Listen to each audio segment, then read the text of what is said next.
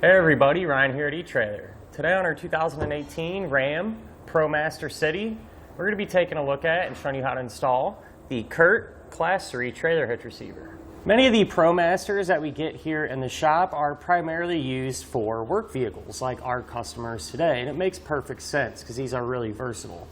So with that being said, you definitely want a hitch that's going to be able to handle just about anything you want to throw at it. So whether you plan on doing some towing or maybe even using accessories, this one is going to get the job done. So this is a Class 3 hitch, so it's going to give us that 2" by 2" receiver tube opening. This is a very common size, and you'll be able to find a ton of different accessories that'll work with it. It's going to have a reinforced collar for extra strength, and it's going to utilize that standard 5/8 pinhole. Now keep in mind, a pin and clip does not come included, but if you need one, you can find it here at eTrailer. It's going to have loop style safety chain openings, which are really thick, and for me that would give me a little more peace of mind knowing that I have a reliable connection here if an unlikely disconnect were to occur. With that being said though, they give us plenty of space to use just about any size hook that we might have. As far as the hitch's weight capacities go, it's going to have a 350-pound maximum gross tongue weight rating. And that's going to be the amount of weight pushing down on the hitch. Now, that number is good for a lot of mid-sized cargo carriers or 2 and 3 bike racks, just to give you an example. As far as the maximum gross trailer weight rating goes, it's going to be 3,500 pounds. And that's going to be the amount of weight pulling on the hitch. So that is the weight of your trailer plus anything that you might have on it. Now, I do always like to recommend, it's never a bad idea just to grab your Ram's owner's manual to make sure your ProMaster can pull that much weight safely. And if you do plan on doing some towing, I would suggest picking up some trailer wiring. That way the lights on your trailer will sync up with the lights on the back of your ProMaster and you'll be safe and legal. I do want to mention, today on our hitch we actually have a bracket that we put on. This does not come with the hitch, it's something you will have to pick up separately, but we are going to be doing some wiring, so that's why this is here, and it gives us a really convenient spot to mount up our 4-way connector. Now, one thing I do like about the hitch is the clearance. So the end of the receiver tube is going to be about flush with our bumper, and so that doesn't only make it easy to work with whenever you're hooking up your trailer, but if you do happen to have maybe a folding accessory like a cargo carrier or something like that, it should give us enough space to be able to put it upright in that stored position without having to worry about it hit our back bumper. One thing you should keep in mind though is the hitch does drop down below the bumper a little bit, and so we will lose a little bit of ground clearance there, and I just thought that was worth mentioning and something you should just kind of keep in the back of your head.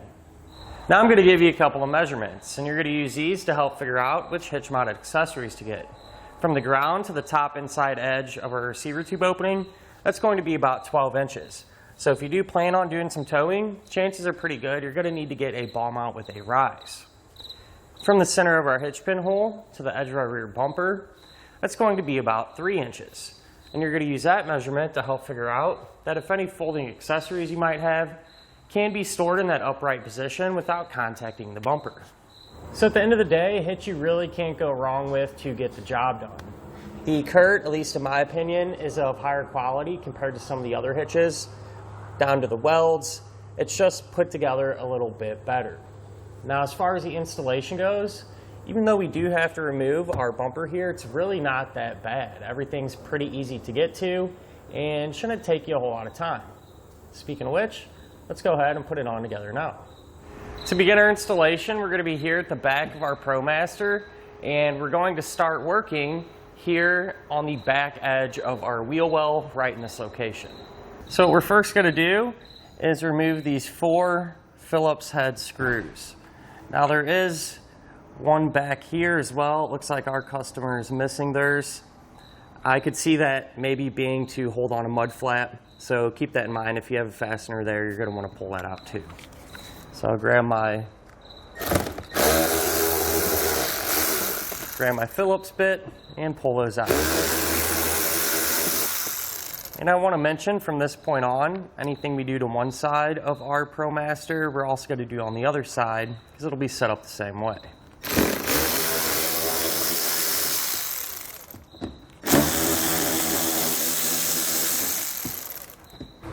And if you look on the bottom side, at each corner, we're going to have one Phillips head screw as well.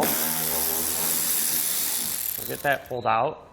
And then if you move kind of towards the center of our bumper, we're going to have a total of 3 T27 Torx bit screws that we need to take out as well. And one there, one directly in the middle,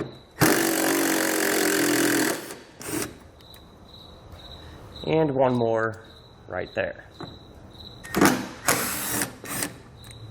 So now moving back to our wheel wells, if you take your liner and kind of peel it back, kind of out of the way, and we look up right here where our bumper cover actually meets our quarter panel, we're going to have a fastener that we need to remove, and that's going to be a T27 Torx bit.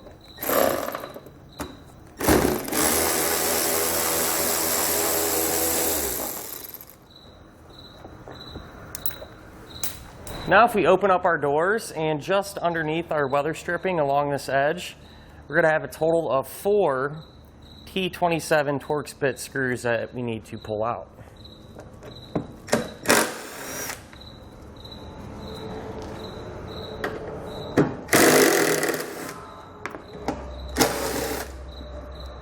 Now what we need to do is remove our tail light. So we're going to have 3 fasteners.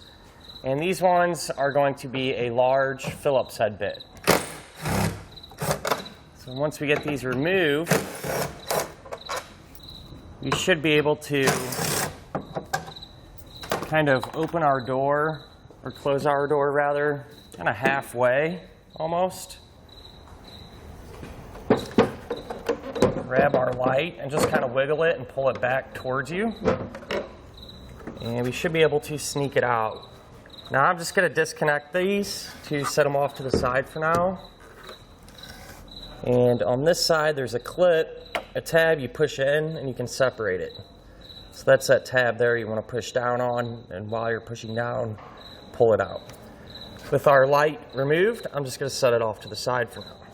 Then we're going to have another fastener right underneath where our tail light was sitting. And it's located right there.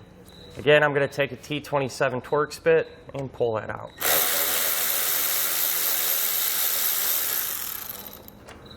Now with an extra set of hands, we can actually remove our bumper cover.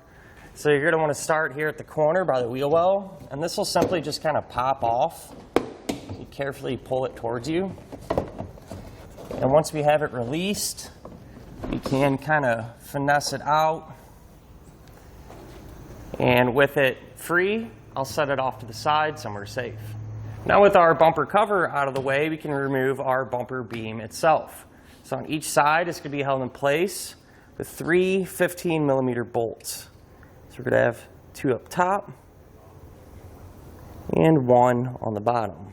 So I'll grab my socket and pull those out.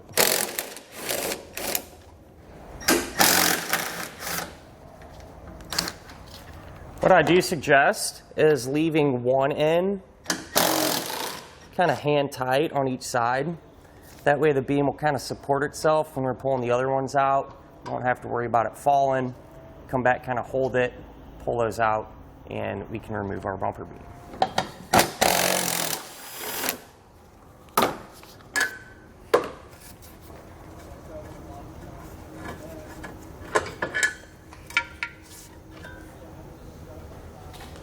So in our case, on our vehicle here, on the driver's side, we have a little stud kind of protruding out from this bulkhead, and that's going to interfere with our hitch. So I'm going to break it off flush, that way it doesn't interfere. So I should be able to just kind of grab a pair of pliers and work it back and forth, and it should eventually just pop off. So if that's your case, you'll have to remove that as well. So now we can get our hitch ready to actually put on our ProMaster. And this is going to go in place of our bumper beam. And so you can see these 3 holes here. Those are going to line up with those factory bumper beam weld nuts. And so when we're holding this up, our actual bumper beam is going to sandwich it. So the bumper beam will lay on top of our hitch, and all the holes are going to line up like they should. So we're going to hold this hitch and bumper beam up as one piece more or less, and we're just going to use the factory hardware that was holding on our bumper beam to secure everything. Now with an extra set of hands, we're going to take our hitch and our bumper beam, line everything up, take our factory hardware, and start to get all of our bolts hand tight.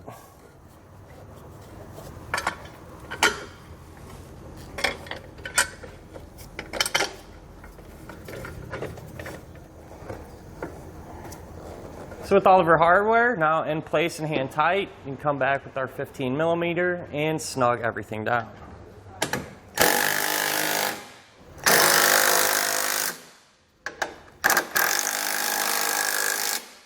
So now we can go ahead and grab our torque wrench and tighten down all of our hardware to the amount specified in the instructions.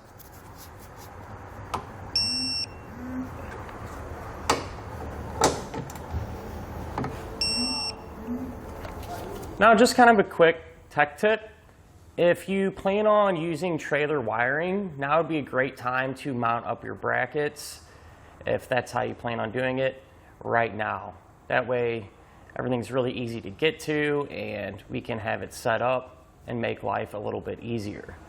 If you do want to use some brackets like this, you can find them right here at eTrailer. So now with an extra set of hands, we can go ahead and reinstall our fascia the opposite way that we removed it. Whenever you're doing this, you might have to kind of play with the doors as far as opening one up and closing the other, just to try to get everything to fit in there the way it should. Just kind of be patient and maneuver those doors to sneak your fascia in place.